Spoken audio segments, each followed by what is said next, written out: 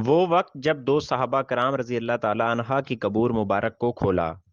کون نہیں جانتا کہ موت کے بعد انسان کا جسم کچھ عرصہ میں مٹی کے ساتھ مٹی ہو جاتا ہے اور سوائے ہڈیوں کے کچھ باقی نہیں رہتا۔ مگر یہ حقیقت ہے کہ برگزیدہ ہستیوں کے مبارک اجسام دنیا سے رخصتی کے بعد بھی ہمیشہ تازہ پھولوں کی طرح تر و تازہ اور مہکتے رہتے ہیں۔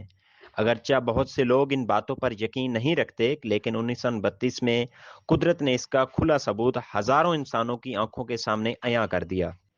ان دنوں عراق شاہ فیصل اول کے زیر حکمرانی تھا، اور ایک رات حضرت حذیفہ الیمنی رضی اللہ تعالی عنہ کے ان خواب تشریف لائے اور فرمایا: اے بادشاہ جابر بن عبداللہ رضی اللہ تعالی عنہ، اور مجھے دجلہ کے کنارے سے نکال کر کسی محفوظ مقام پر منتقل کرو، کیونکہ میری قبر میں پانی بھر چکا ہے، جبکہ عبداللہ انصاری رضی اللہ تعالی عنہ کی قبر میں بھی پانی بھر رہا ہے۔ شاہ فیصل اول نے اپنی مصروفیات کی وجہ سے اس بات پر توجہ نہ دی۔ یہی خواب اگلی رات بھی انہیں نظر آیا، مگر وہ اپنے کاموں میں مصروف رہے۔ تیسری رات حضرت حذیفہ رضی اللہ تعالی عنہ عراق کے مفتی اعظم کے خواب میں تشریف لائے اور فرمایا کہ میں بادشاہ کو 2 راتوں سے ہماری منتقلی کا کہہ رہا ہوں، مگر وہ توجہ نہیں دے رہے۔ تم اس پر زور دو کہ وہ ہماری قبور منتقل کرنے کے انتظام کریں۔ اس کے بعد مفتی اعظم، وزیر اعظم اور شاہ فیصل اول کے درمیان ملاقات میں طے پایا کہ مفتی صاحب اس بارے میں فتویٰ جاری فرمائیں اور وزیر اعظم پریس کو بیان جاری کریں تاکہ عوام کو اس کے متعلق خبر ہو جائے۔ ابتدائی طور پر یہ فیصلہ ہوا کہ 10 ذی الحج کو قبور مبارک کی منتقلی کا مقدس فریضہ سر انجام دیا جائے، مگر حجاج کرام کی درخواست پر تاریخ 20 ذی الحج مقرر کی گئی تاکہ حج سے فارغ ہونے والے بھی اس اہم موقع پر پہنچ سکیں۔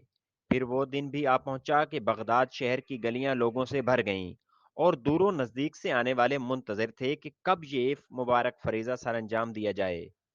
بعد از نماز ظہر ہزاروں لوگوں کی موجودگی میں دونوں صحابہ کرام رضوان اللہ عنہما کی قبر مبارک کو کھولا گیا تو واقعی ان میں پانی بھر چکا تھا، لیکن ہر دیکھنے والے نے دیکھا کہ ان مقدس ہستیوں کے مبارک جسم ایسے تر و تازہ تھے جیسے ابھی چند لمحے پہلے سوئے ہوں، اور فضا نہایت خوشکن خوشبو سے معطر تھی۔ اس موقع پر ہر آنکھ فرتے جذبات سے اشک بار تھی اور دیکھنے والے حیرت سے دم بخود تھے۔ انہی دیکھنے والوں میں سے ایک جرمن فزیالوجسٹ بھی تھے جن کے سامنے یہ منظر تھا کہ 1300 سال بعد بھی یہ عرصہ قبل دفنائے گئے مبارک جسم زندہ انسانوں سے بھی زیادہ تر و تازہ نظر آ رہے تھے۔ انہوں نے بے اختیار مفتی اعظم کے ہاتھ تھام لیے اور درخواست کی کہ انہیں مسلمان کیا جائے۔